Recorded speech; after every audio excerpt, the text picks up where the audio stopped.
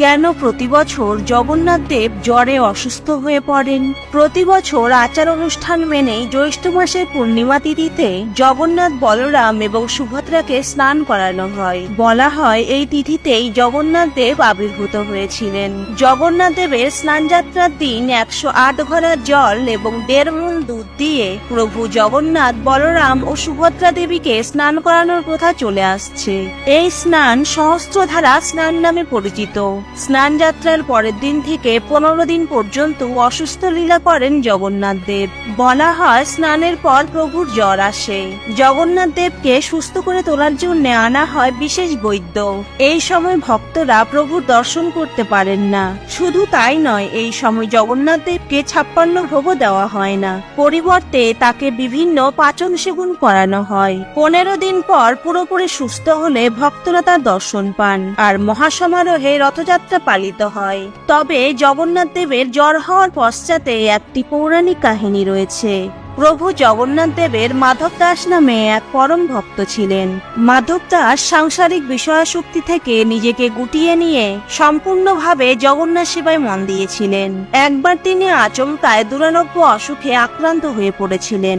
তার এই কঠিন অসুখে তাকে সাহায্য করার জন্য অনেকেই হাজির হয়েছিলেন, কিন্তু কারো সেবা নিতে রাজি হননি মাধব দাস। তার মনের বিশ্বাস ছিল পরম আরাধ্য দেবতা জগন্নাথ দেবী তাকে রক্ষা করবেন। কিন্তু পরিস্থিতি ক্রমে খারাপের দিকে এগিয়ে যায়। শয্যাশায়ী হয়ে পড়েন মাধব দাস। সেই কঠিন পরিস্থিতিতেও তিনি জগন্নাথ দেবের প্রতি ভক্তিতে অবিচল ছিলেন। ভক্তের আপত্তি ফেলতে পারেননি প্রভু জগন্নাথ। প্রচলিত কাহিনী রয়েছে, মাধবের সেবার জন্য এসেছিলেন স্বয়ং জগন্নাথ। শুধু সেবা নয়, ভক্তের মলমূত্র লেগে থাকা পোশাকও নিজেই পরিষ্কার করতেন। কিছুটা সুস্থ হওয়ার পর জগন্নাথের কাছে মাধব জানতে চাইলেন, প্রভু, কেন আমার সেবা করছেন আপনি? আপনি তো চাইলে মুহূর্তে আমাকে সুস্থ করতে পারেন। উত্তরে জগন্নাথ দেব জানিয়েছিলেন, প্রতিটি মানুষকেই নিজের ভাগের কষ্ট ভোগ করতে হয়, এটাই নিয়ম। সুতরাং মাধবকে তার কষ্ট ভোগ করতেই হবে। জগন্নাথ দেব মাধবকে বলেন, এখনো মাধবের 15 দিন অসুখ বাকি আছে, তবে মাধব যেন চিন্তা না করে, তিনি স্বয়ং মাধবের এই অসুখ নিয়ে নেবেন।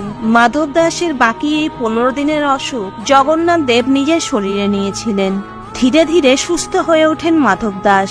অন্যদিকে ভক্তের অসুখ নিজের শরীরে ধারণ করে অসুস্থ হয়ে পড়েন স্বয়ং জগন্নাথ। এখনো প্রতি বছর মাধব দাসের অসুখে ভোগেন ভগবান। এই সময় জগন্নাথকে কোনো ভোগ দেওয়া হয় না, কারণ তার মুখে কোনো রুচি থাকে না। তাই 56 ভোগের বদলে আয়ুর্বেদিক ওষুধ নিবেদন করা হয়। প্রাকৃতিক জিনিসে তৈরি শীতল প্রলেপ লাগানো হয় মূর্তিতে। মন্দিরের ভাষায় এই ভেষজ ফেসিয়ালকে বলা হয় বনক লাগি। সেই সঙ্গে 15 দিন নিয়মিতভাবে প্রভুর সুস্থতা কামনা করা হয় স্বয়ং প্রভু জগন্নাথেরই কাছে। ভিডিওটি ভালো লাগলে প্লিজ ফলো করে সাপোর্ট করুন। Thank you.